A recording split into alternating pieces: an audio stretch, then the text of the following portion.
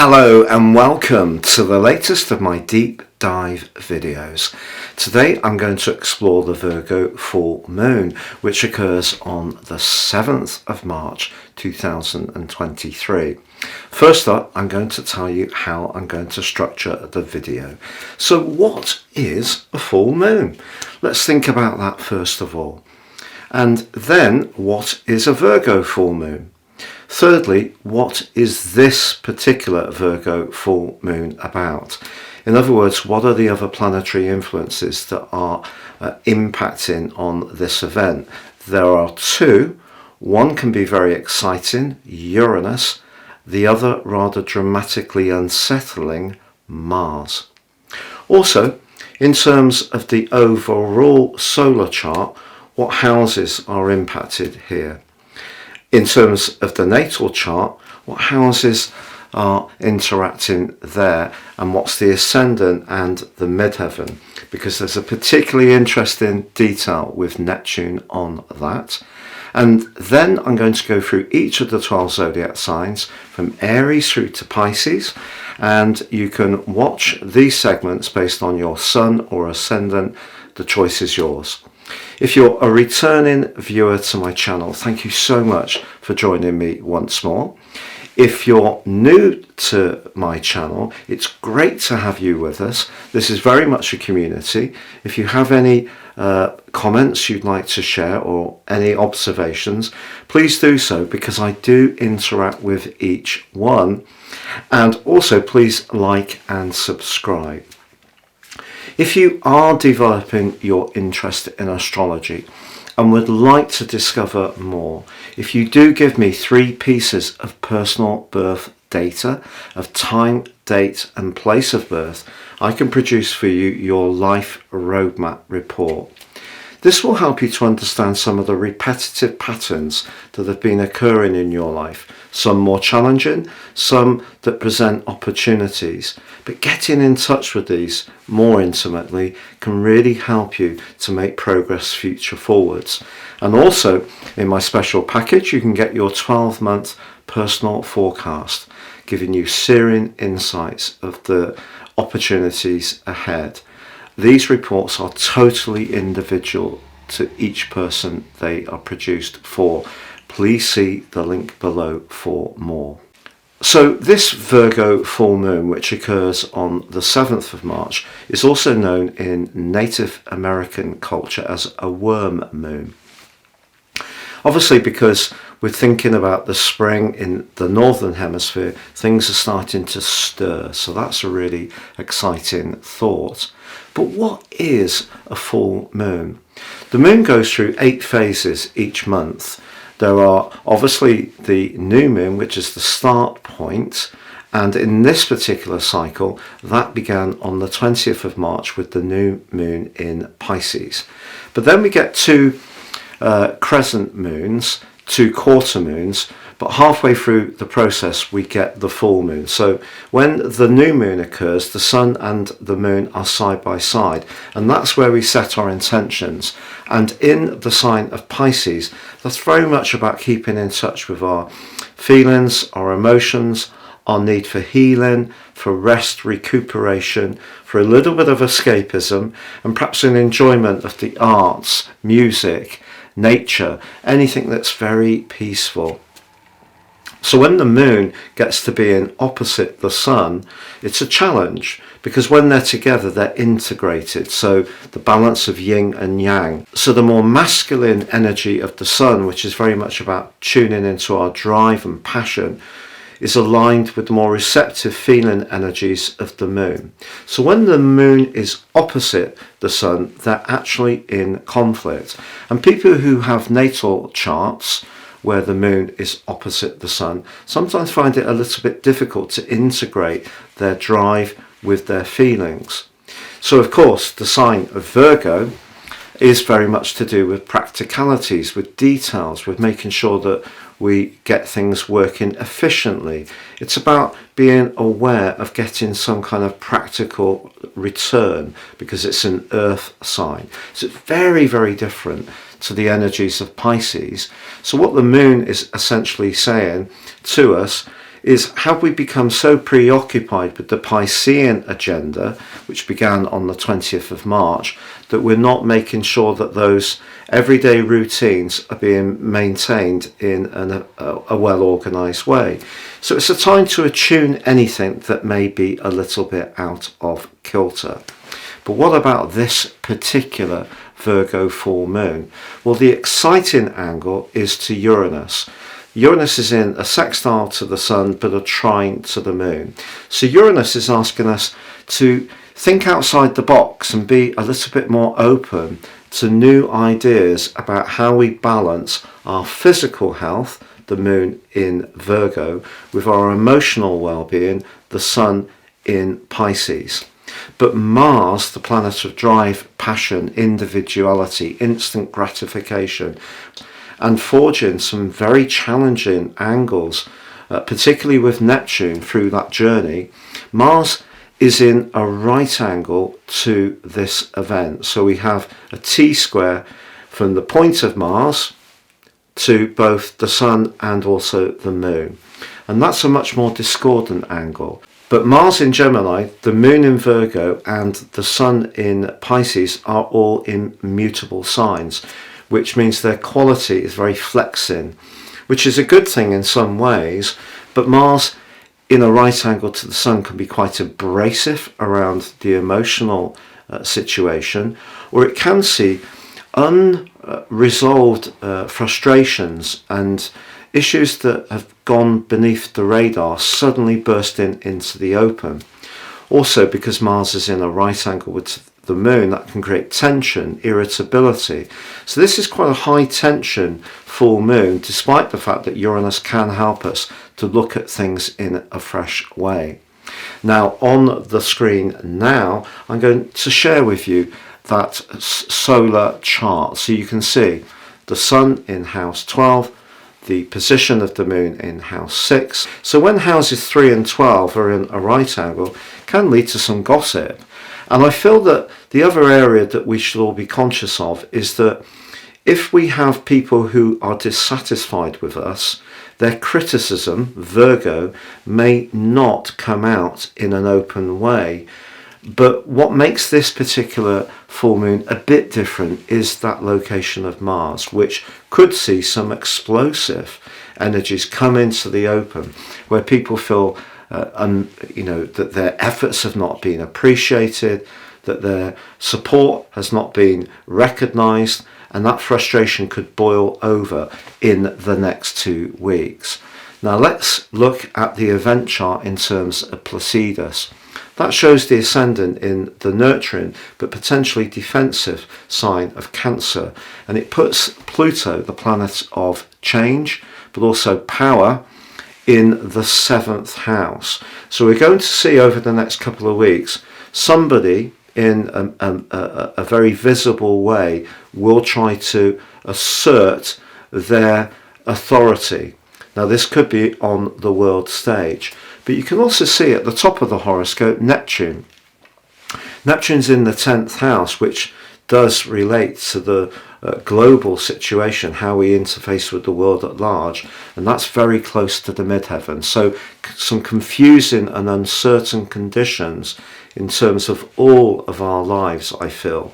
You'll also see in this technical astrological chart, the Sun is in house 9, and the position of the Moon is in house 3. So that's something very different, and you can see therefore that Mars is in house 12. So the potential for those unresolved frustrations to explode into the open is turned up to max, because I feel what you get with houses 3 and 9 is a clash of ideologies.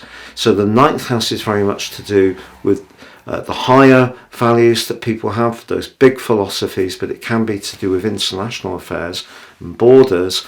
And the 3rd house is our everyday quick communication, which could be a bit critical in the sign of Virgo, but I feel that Mars can prime them up in a tender way. So you can see that as full moons go, it's very important to integrate our physical and practical lives and our health, which is something that a lot of people are attuned to being careful about what they eat and drink and get in exercise, but won't necessarily think that the psychological and more spiritual domain is so much to do with that well-being. But it's a holistic thing that we need to get right. So if we're too focused on our emotions and we're not living in an ordered way, that can have an impact on our state of mind. If we're extremely physically fit, but we're not taking into account our motivations, neither is that good either. So we need to align to get the right balance. So we're respecting the energies of the sun in Pisces, but also of the moon in Virgo, which is pushing us to be, to up our game, to be a bit more virtuous. And Mars is in the mix in a potentially provocative way, and Uranus can be helpful if we're open-minded and we don't resist change and new ideas. Now, please stay with me as I go through each of the 12 zodiac signs from Aries through to Pisces to give you a flavour for what you can expect over the next 2 weeks. Now, Aries, because your ruler Mars continues to be in its post-shadow phase through to the 15th of March, the chances are you have been feeling somewhat frustrated. And it may also feel that your physical vitality is at a low ebb. Totally understandable. But by the end of February and the start of March, a glorious conjunction between Venus and Jupiter in your sign is really going to put a spring in your step. And also on March the 20th, we have the vernal equinox. The sun moves into your sign and we see the start of cardinal quadrant 1, if not the most important events of the year. So that's really going to see you picking up momentum. In the interim, I feel that whatever you're dealing with at the moment, try not to react to things. So even if something seems very unfair, or people seem a little bit two-faced, or you can't seem to get all the information you need, try not to be triggered, because your time is coming. And as I say, by the end of February, the start of March, you're really going to find some very important developments will emerge for you. Now, Taurus, for you, these 2 positions go across the 5th moon and the 11th sun axis. So the chances are that you're going to be in quite a lot of demand over the next couple of weeks. And we all know that old maxim, we can't please all of the people all of the time. So it's important to try to manage the available free time you do have, so that whether it's in your group associations, friendships and interests, the position of the sun, or your more expressive needs or your love life, the position of the moon, that somehow you get those working sweetly together. But Mars in your 2nd solar house could see you make some big decisions around certain relationships, particularly if your values are no longer aligning to those people. Uranus is a very provocative influence upon you at the moment, and it's pushing you to be more experimental, be more daring, be more radical, but also free yourself of anything that no longer serves your greater purpose.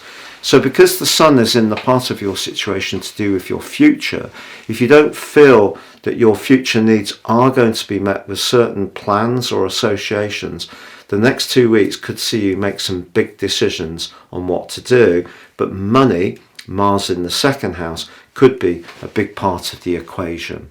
Gemini, obviously the position of Mars is particularly relevant to you because he is in your sign. So that's house 1. So the moon is in the tender 4th house, your everyday emotional needs, your home, family and so forth. And the sun's right at the top of your horoscope in your 10th house, how you punch out your energies to the wider world, how you receive recognition, your goals and ambitions. If you're so focused on making progress in that way that you have taken your eye off your need for rest, recuperation, to spend time with people who are very nurturing, or are you spending enough time nurturing yourself? That's one of the big questions you're being asked through this event. Because Mars is in your own sign, you must not let pride get in the way of your decision making, because if you do, you could make some mistakes over the next couple of weeks by trying to force a situation too quickly, whether it is in your private situation or more professionally. Now, Cancer, of course, the moon is your ruler, so moon phases are always incredibly important for your sign, and this one sees the moon in house 3, which is great for quick thinking.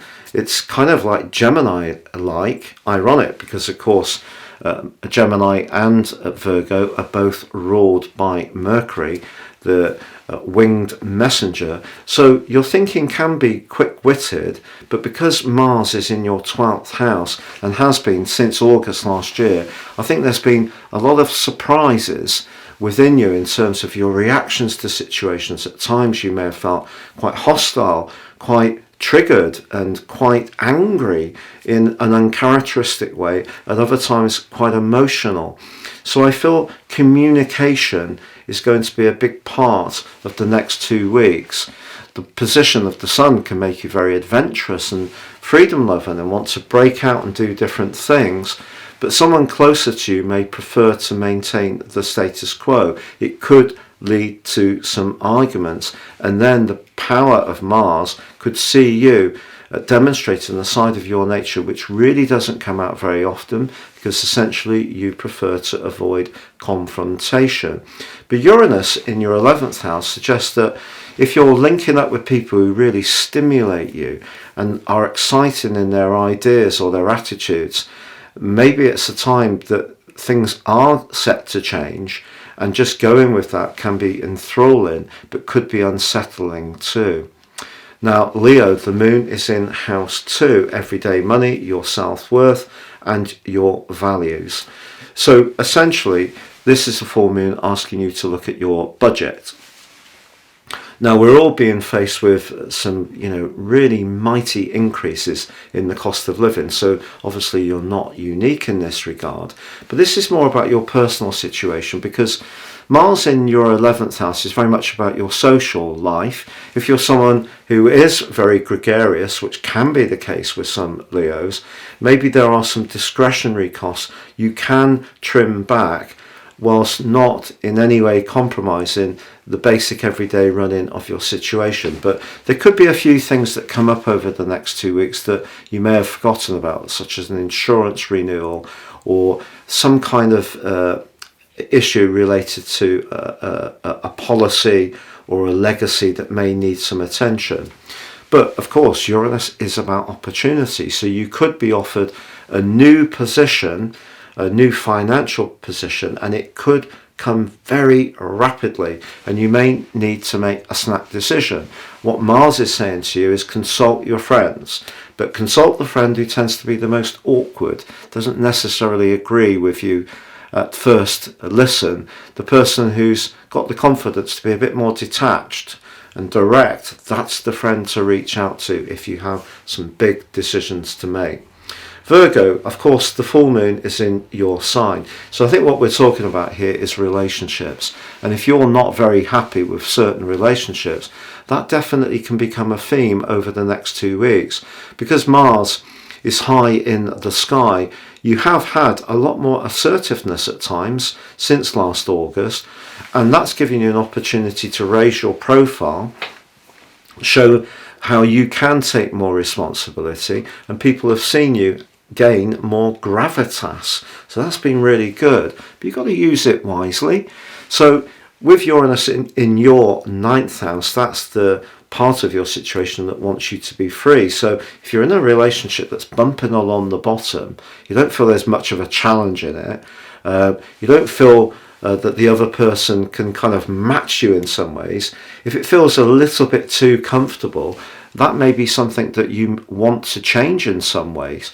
Now, one of the ways you can do that without actually destructing the relationship completely is just develop your own interests. And then when you do meet up, you've got something that's creating a spark between you. But of course, not everyone wants that. Some relationships are very codependent, and that's just the way they are. But if something isn't working around an existing relationship, and it doesn't have to be only a romantic tie, you may find yourself more outspoken over the next couple of weeks, but equally you may find yourself showing more self-belief in pursuing someone that you encountered that you're really drawn to. So that can be really quite intriguing for you. Now, Libra, for you, the moon is in house 12, very sensitive. So you get the reverse, the flip of what everybody else gets collectively, because you're opposite Aries. So the moon is in the sensitive 12th house, the sun's in the 6th house. How are you doing with balancing up the physical side of your well-being and the emotional side? If this is something that you got nicely in balance, because that's important to you, perhaps Uranus being in your 6th house can still see you investigating some new options around diet, cooking foods from scratch, some new exercise routines, maybe joining up with a club. You need some stimulation in that area, I feel. If your work, however, is a lot of demands and definitely not much acknowledgement of the sacrifices you make, I think because Mars is in your 9th house, it could push you to think about you taking some you time, and that could be by going off for a weekend away with some friends, doing some walking, having a spa weekend, maybe just staying away from your normal routines, reading a book. We can escape in through our minds and our imagination as much the physical domain, but I think change can be as good as a rest over the next couple of weeks for you. Scorpio, the moon is in house 11 for you. Friendships. How are you feeling about your friendships? You've had Uranus in your 7th house since 2019, March, full time, 5 months in 2018, May to October. Since then, relationships have thrown up some surprises. You may have found yourself even more provocative in your approach, because you can tell it as it is. But it may also be that someone surprised you, which has made things a little unstable. However, the position of your traditional ruler, Mars, is in the very deep and passionate 8th house, very much about intimacy, but also longer term finances.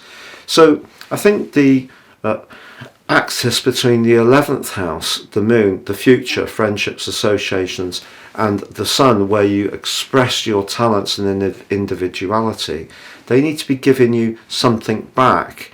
And for example, if a love relationship is pretty solid but pretty dull, you may actually find yourself wanting to be a little bit confrontational at times, just to get some kind of reaction from your partner.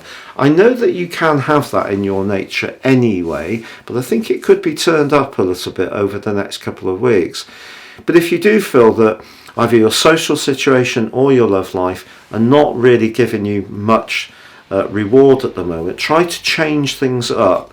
You know, even if you have to make the first move, ask a friend out, join a club, do something that creates some action around your situation. Sagittarius. Well, the moon is in the 10th house for you, which means that your feelings are close to the surface. Something you're not truly keen on, because you know, you like the big picture, you like big ideas, and you like big space. You don't usually like discussing feelings very much. And of course, the sun and the arrival of Saturn are encouraging you to talk about feelings a lot more. And this will be a trend that goes on over the next 2.25 years. So with Mars in your opposite sign, it may be someone is going to come along and say, look, let's look at this in a different way. How are you going to react to that over the next couple of weeks? I think you could find yourself slightly defensive. But even if you do, it could bring into the open something that actually can end up being valuable to you if you can learn a new way of looking at a situation, or realise that someone's provocative words are actually designed to help you to see something in a fresh way too. Capricorn. The position of the moon is in house 9. That's all to do with spontaneity, variety, doing things off the cuff. You're such a diligent sign Your hard work and application are admirable, but everyone needs to just do something completely randomly. So Uranus has been pushing you to do this, to be honest, particularly socially, for the last few years. So if over the next couple of weeks you can break free of everyday routines and responsibilities, hard, with Mars in your 6th house, I think it would be a real breath of fresh air for you. So try to shake things up a little bit. I think it will be stimulating. Aquarius, for you, the moon is in house 8. Deep transformations can be ends, but can be beginnings. This could see you thinking very much about your life, literally, about your purpose. It could see you dive in deep in terms of exploring the more psychological domain. This could be through astrology. It could be through reading books or material online that helps you to gain a much greater understanding of situations. But the 8th second house axis, the sun in the 2nd house, can also be to do with money. So I feel that Mars in your 5th house is seeing you want to have this style of life that's more dramatic, that's bigger and more charismatic. Why not? It's just that Uranus has been shaking up your home and emotional zone pretty well non-stop over the last couple of years in its conflicting angle to your traditional ruler of Saturn, Uranus obviously your modern ruler, and that's probably, if you're anything like me, it's probably taken a bit of energy out of you. So if you do decide to do something financial at this time, try to avoid grand gestures or big risks, because Mars can be the planet of risk, and in the 5th house that is the sector of chance. So I wouldn't be getting too caught up with these get rich quick schemes that we see, or digital currencies. I'm not saying they're not valuable.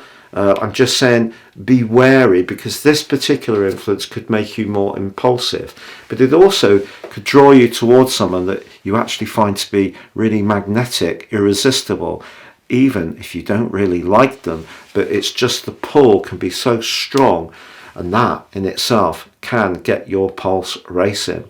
And finally, Pisces. I say finally Pisces, but you're never least. And Pisces, for you, of course, the moon's in your opposite sign. So someone close to you could be saying to you over the next couple of weeks, look, you've been far too preoccupied with your own needs. What about me? But you know, sometimes in life we have to be very single-minded. And now Saturn, or later today Saturn, is moving into your sign. That single-mindedness is going to be really important to how you approach things in the next 2 weeks. Now, that's not to say that you should be so focused on that target that you are not aware of how other people feel. So do try to be inclusive, even if it means briefing people what your plan is and bring them into your thinking. It's just that Mars in your 4th house can be quite disruptive. So I think around relationships generally there could be a bit of turbulence over the next couple of weeks, particularly because with Uranus in your 3rd house it's made you a lot more outspoken over the last couple of years, but also it could have seen you become a lot more resentful in a way because of its square with Saturn. So a lot of unprocessed stuff from your past, Saturn in the 12th house, may have led to a residual build-up of frustration. I feel this event with Mars's position could push that out into the open. But if you do have a frank exchange of views, at least the air can be cleared, and that can in itself be very therapeutic. It's been a real pleasure being with you. Please like, comment or subscribe.